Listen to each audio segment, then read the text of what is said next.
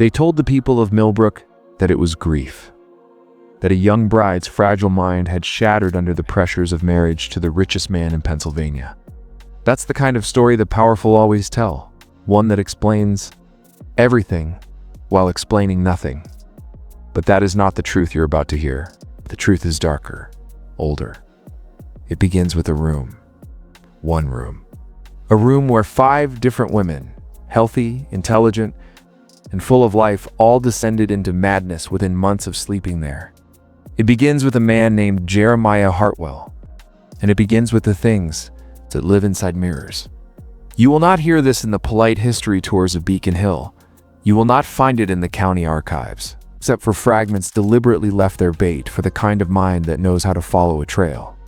Because what happened inside the Hartwell mansion between 1829 and 1854 was not simply a family tragedy. It was a demonstration, a method, a controlled destruction of the human mind, carried out in plain sight. On the surface, Hartwell was the perfect figure of 19th century industrial America, tall, magnetic, commanding, a man who had risen from blacksmith's son to iron magnate through ruthless intelligence and charm. He built his empire on rails, shipping the arteries of a new nation westward.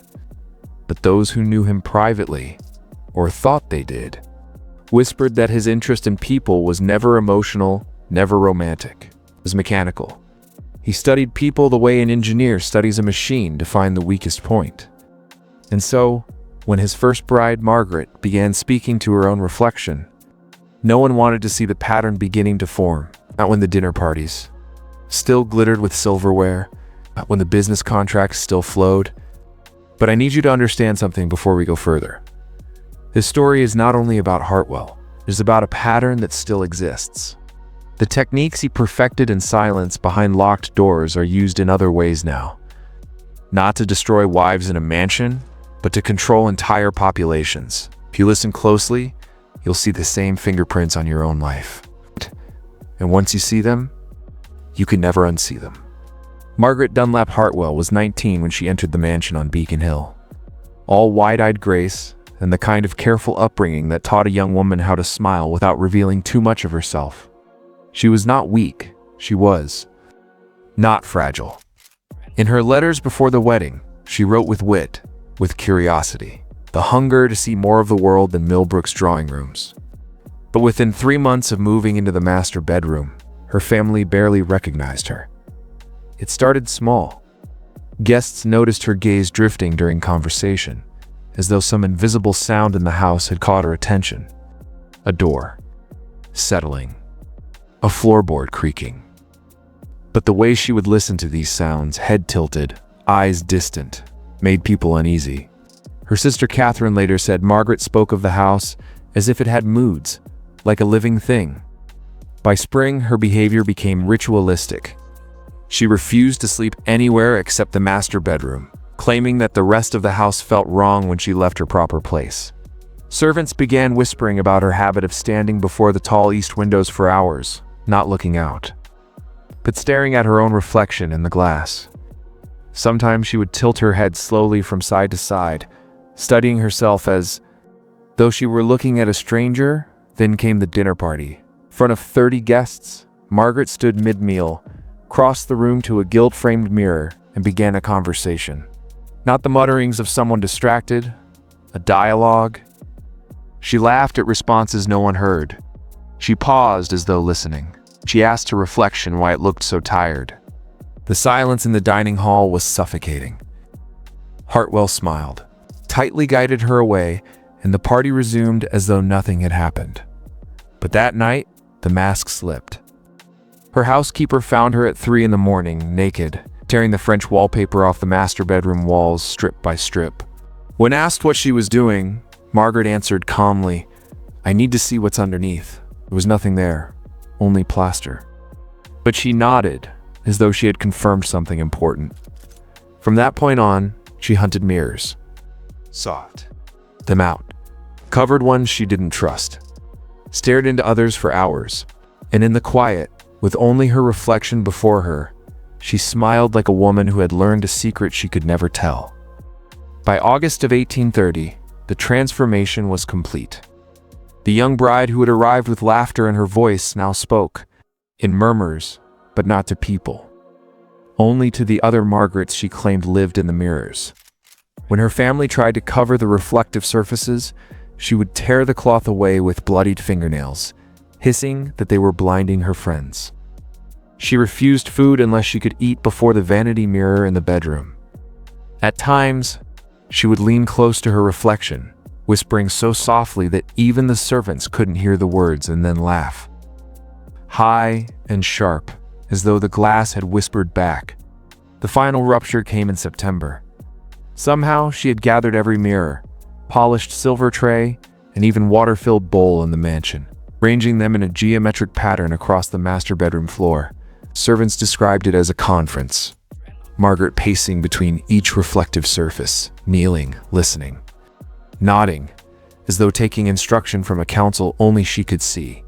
By morning, she no longer recognized anyone. Not her sister, not the servants, not even Jeremiah.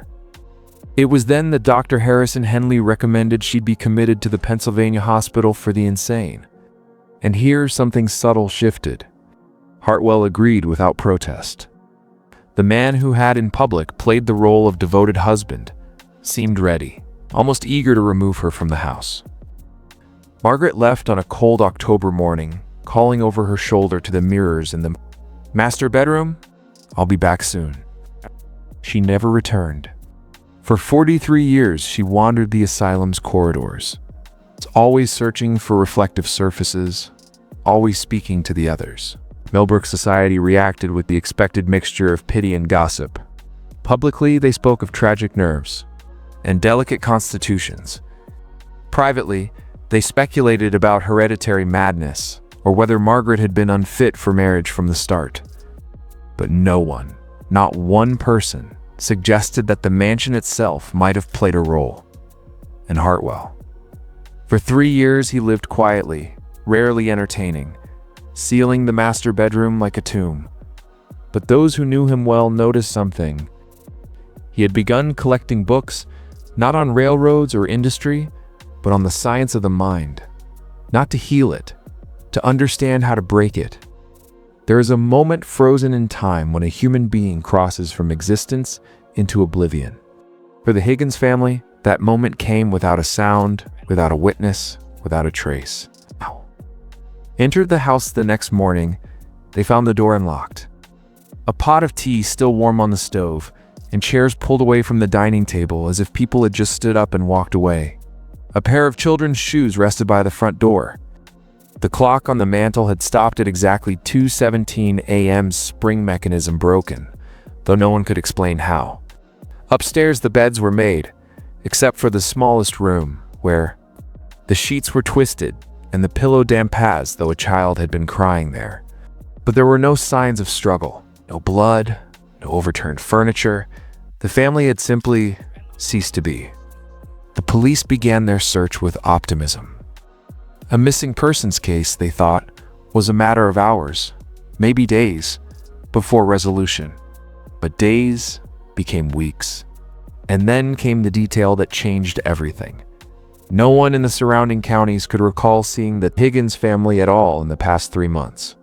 Not at the market, not at the school, not even at church. And then stranger still records began to disappear. Children's school enrollment forms, the family's tax records. Even the deed to the house was gone from county archives. As if the Higgins name had been a mistake that someone was correcting. The lead investigator, Inspector Thomas Reeves, would later confess privately that it felt as if he were chasing ghosts who had never been alive. Reeves himself was not immune to the strange pull of the case. His journal found decades later spoke of waking in the middle of the night to the sound of children's laughter echoing from the walls of his own home.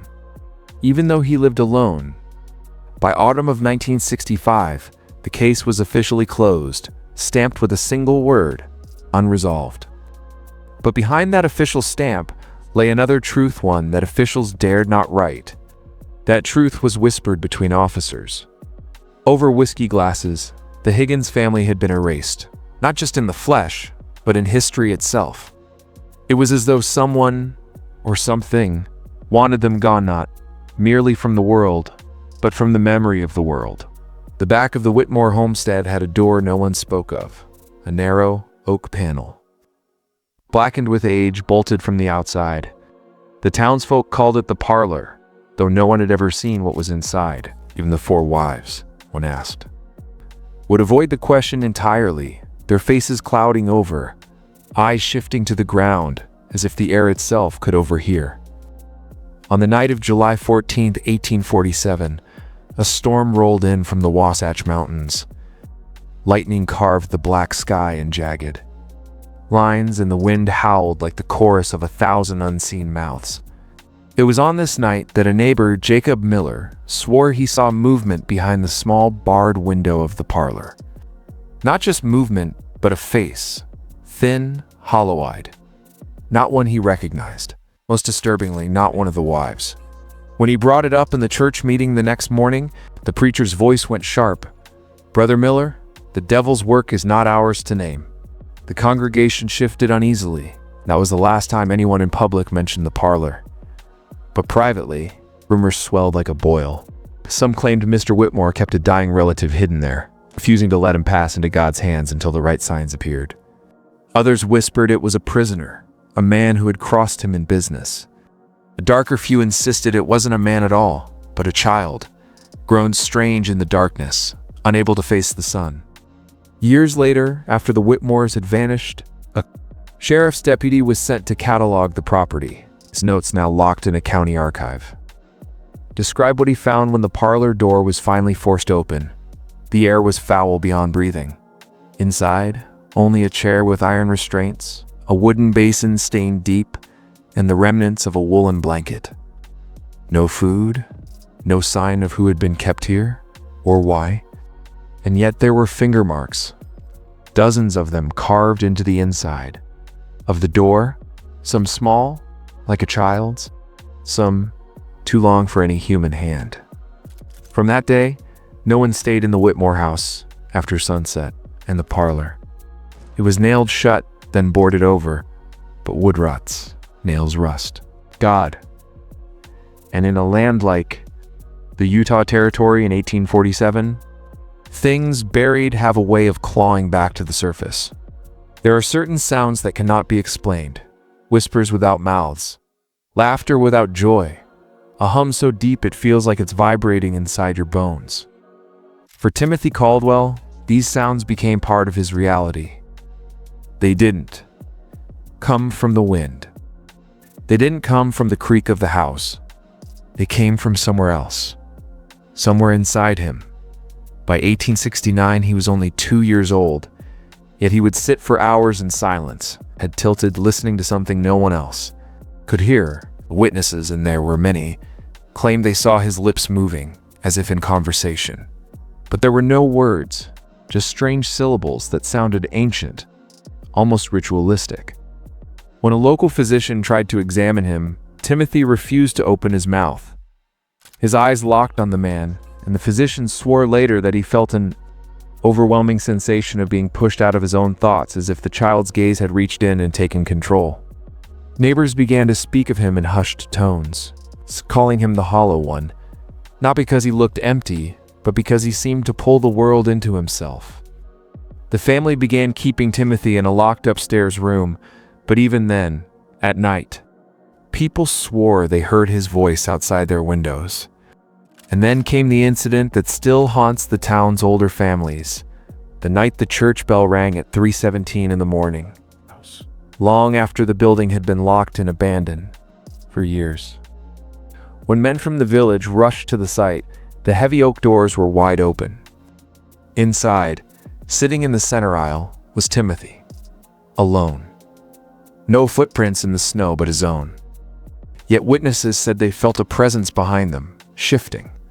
In the dark, the whispers he carried were no longer just his. They had begun to spread. They say the human mind can adapt to anything: pain, hunger, even the sound of your own. Gawain, footsteps echoing in a place you don't remember walking into. But there are limits on Mr. Ashford had found them.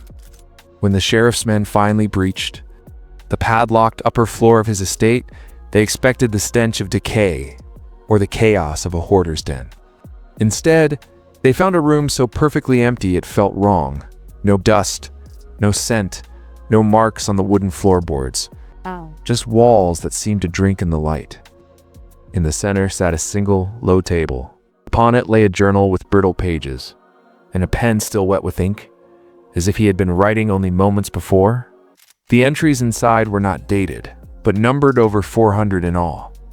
Each one more unhinged than the last, spoke of voices in the grain of the wood, of shapes passing in the corners where no shadow should exist.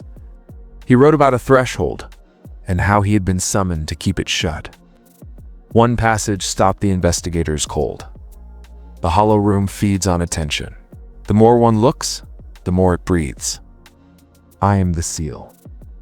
When I am gone, it will open. The sheriff closed the book without another word, his hand trembling.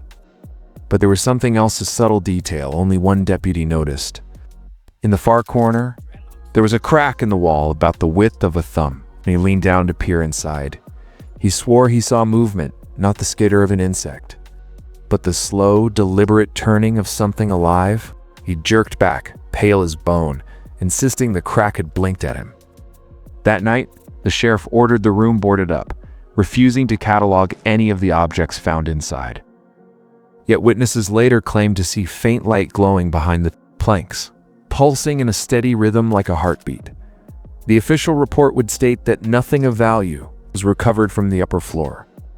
But the deputy who saw the blinking crack resigned the following morning and left town without collecting his final pay. He was last heard from in a letter to his cousin, warning him never to step foot inside the Ashford estate, no matter who asked, because some rooms are not built by human hands.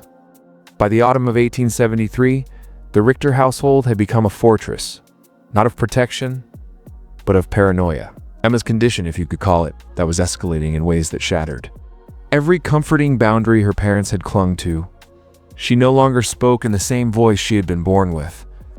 At times, her words came out in a guttural rasp, as if dragged from deep within the earth.